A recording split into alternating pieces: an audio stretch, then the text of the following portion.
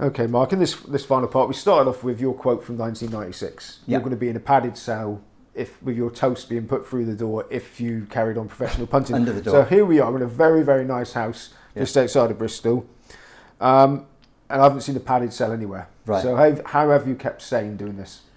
I guess that I've focused my whole life on it. So it's always been the most important thing. I mean, I know that sounds pretty sad because, obviously got married and have kids, but it was always always been the focus. And that's, I think if you're going to be successful, really successful at anything, it has to be the focus. You can't do it part-time.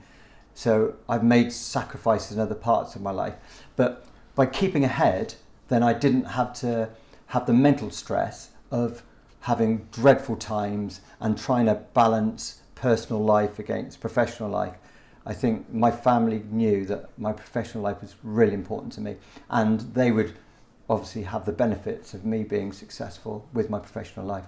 Now, would that a wife and kids not have put added pressure on you? And it's gambling. Let's not forget maybe it's not gambling for you. You're confident enough in your ability that it's not gambling, but it's still gambling. You still get the bad luck. You get the beating the nose a couple of times. You get one fall at the last. How do you handle the losing runs? Or do you not get them? Oh, yeah, definitely get losing runs. Had hideous losing runs over the time. I think I said at the beginning, as the longer you do something, then the more confident you become. So when I was starting out and going properly in 92, 93, I would have been probably 70 or 80% certain that I was going to make it pay. Now I'd be as close to certain as I possibly could be. I think unless I get dementia and then you have to keep me away from the computers and mobile phone, or some hideous accident occurs to me, I'm going to struggle to lose if I can look at it with a sane mind every day. I think the only time, this is just a very brief story, the only time I got really affected was there was a horse called Special Envoy. He ran at Aintree 2007.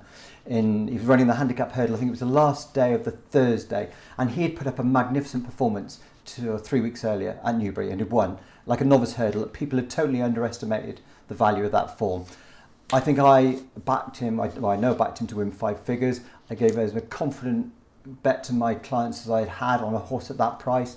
He was 7 lengths clear at the last, and people need to look at the close-up. I think the close-up was something like 7 lengths clear and going further ahead comfortably when he fell at the last. I think that was the lowest point that I have had in all the years that I've done this job. And then on the Friday of that meeting, I couldn't even look at a horse race. And then on the Saturday, first race on the Saturday was a competitive handicap. I bet 2 horses. I advised 2 horses as well, and the winner was King's Key at 1 at 16-1. So that just shows you can go from the really, really low point to a good point quite quickly in this game. And I think that's, you have to remember, but only happens, Simon, if you work hard. You've got to be resilient. Okay, right. To quote the great Barney Curley, if you're somebody like you, bookmakers won't lay you 2 bananas to 1 banana. Yeah. So how do you get on?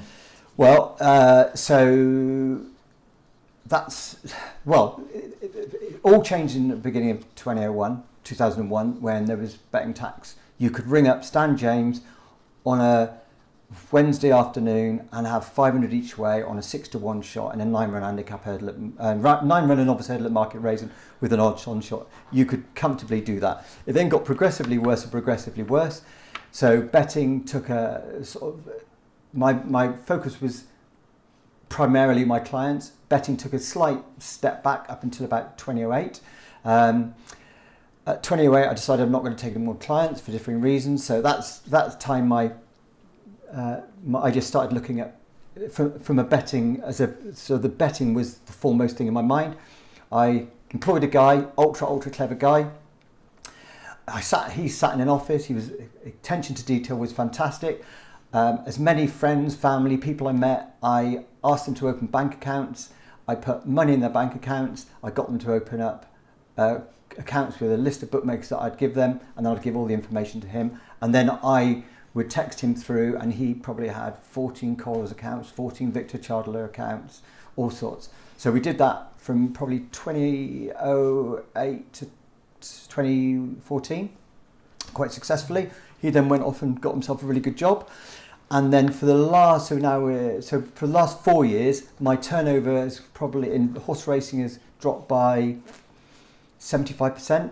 Sorry, turnover. I'm talking about in straight bets when it was like 95%, and to now 50% is Betfair and 50% is straight bets. And I now probably have 3 or 4 people who I ring and put my bets on, but I don't bet anywhere near as many horses as I did, 5 or 6 years ago. They mentioned that you stopped taking new clients, but you still got a tipping service. It's an advisory service. It's an advisory service. Yeah, so, definitely. How do they get on? Because they're obviously winning. They wouldn't have stuck with you. They get on. They're very shrewd. They are my clients are the shrewdest people. I tell you, Simon. They have cousins, aunties, uncles, friends. Yeah, the stories I hear from them. But the nice thing is for them, they're very good judges. One is they put total trust in me. I don't get any hassle or aggravation for them.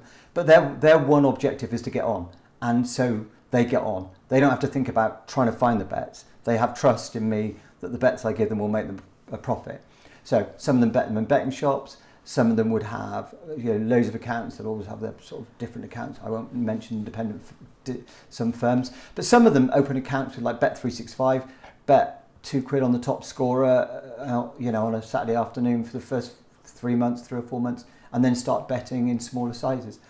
So they all, you can always get on, but it's just the amount of effort you want to have to put into getting on. And do you move the market? Do you notice when you put one up? Not really, not anymore. Used to move it quite considerably, but then I had probably 4 or 5 times as many clients then when I was promoting the service as I do now. So it moves a little bit, but not a great deal.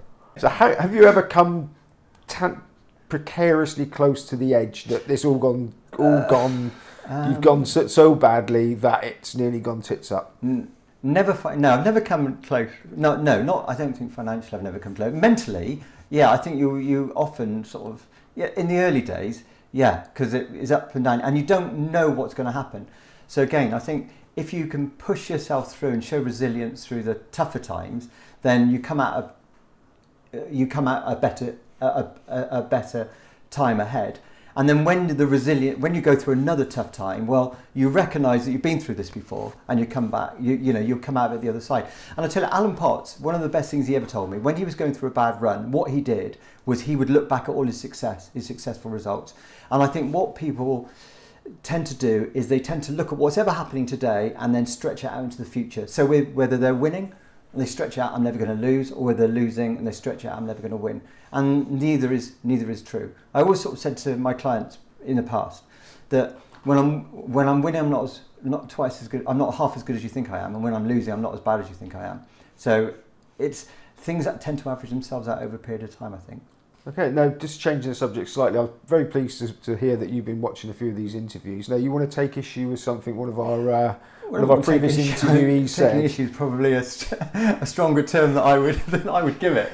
No, but I just thought one of your, what was his name? Mike Spence. Mike Spence, yeah. I think he said about talk about value, and value's really important to me because it is the most important thing in horse racing. Whatever anybody else tells you, they're wrong, because it is the most important. So you have to bet horses at the right price. If you bet horses at the right price, you will win. If you bet them at the wrong price, you will lose. And I think he made a point in the video that, well, how do you know the right price? Because the price is forever changing. And then if your horse is up against Frankel, well, whatever price you back any of those horses against Frankel on that day when Frankel hadn't run, you're betting at the wrong price. And my view is that we've only got the information that we've got at the time that you place the bet, i.e. at the start of the race. So you can only go on the information that you have at that stage. And if you put all the information together at that stage, and you're correct, then you'll come up with the right odds. Now, if you back a horse at 5-2 that you think should be 6-4, and he falls at the first, well, he's gone from, you thought he should be 6-4, but he's now 1,000-1. But you've backed him at 5-2. So the price is forever change. But when you place the bet, you can't say, well, this could be a good or bad price, because under those circumstances, every horse that wins should be 101 and every horse that loses should be 999, because I'm talking about the exchange prices. You can only take the information that you have at the time you place the bet. Okay, now obviously this is true because it's worked for you for 30 years nearly. Is it harder or easier now to make a living as a professional punter? I would say it all depends what you just would say was a living. If you want, I think it's easier than it's ever been now to make it pay, for sure, because when I started there was no Betfair, and you were playing, the bookmakers had bigger over rounds, as you'll remember, in sort of the mid-90s. So I think it was harder to make money then, but I think it's harder to get amounts on nowadays. So I think you could make more money in the past in years gone by, but now there's no excuse really if you show a little bit of intelligence not to make some sort of profit. Okay, now these interviews, especially ones with people like yourself, professional punters, very popular. People like to learn from them. Now they obviously can't join you as a client, which is probably annoying a lot of people. But I don't know if what would your advice be? What are the golden rules of professional punting? What are the do's and don'ts? Well, I think the first golden rule is don't have any golden rules. Really, don't fix yourself down to think what you should do. If you're starting out from scratch, I would say study form, don't watch videos.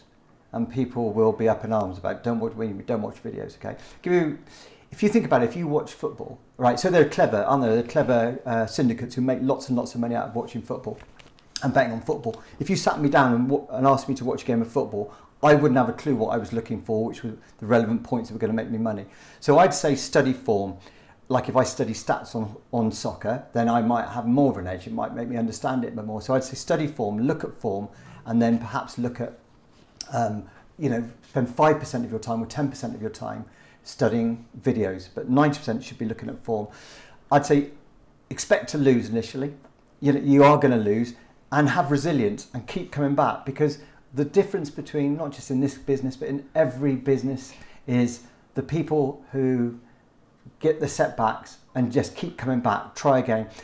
Everybody, Simon, that you have interviewed who's been successful, me included, and probably more so me, has failed loads and loads of times. We have all failed, but we failed and we learned, and then we try to understand why we failed, and then try to sort of learn from that experience and then move on again. And going on to what people should look at, I would say look at the lowest grade of races, study the lowest grade. People say they're inconsistent horses. They're not. They're no more inconsistent. They're talked about as being inconsistent because people don't look at those horses, and it's easy to say, well, they're all inconsistent, and the better horses are more consistent. I think there's more edge in the lower grade of races because I think they're less studied than the bigger races. And do you think you can trust the horses be running on their merits in those lower races? I think you have to. I think you have to. You will get horses that perhaps might improve for a run, but I think generally, I mean, most of my best touches have been in low grade races, at horses on big prices. Where there are people who've got fewer opinions, people aren't looking at them so strongly, and I can form a judgment about a horse that I know is correct or not correct, but likely to be more in tune with actually what the horse is capable of doing than other people perceive it. And that's where you'll make your money. You'll make your money by having a different opinion to everybody else. If your opinion is the same, we go back to spending time looking at races, pricing up 18 handicap hurdles. I'm happy to spend 2 hours on a race and not have a bet, and not really have an opinion after 2 hours. And that's what you've got to be prepared to do, because you will then find wait for the opportunities, the right opportunities, when you know that, or you believe strongly that you have found something that other people perhaps haven't seen, however small it is. Great advice. Well, Mark Older, thank you very much. Thanks for coming.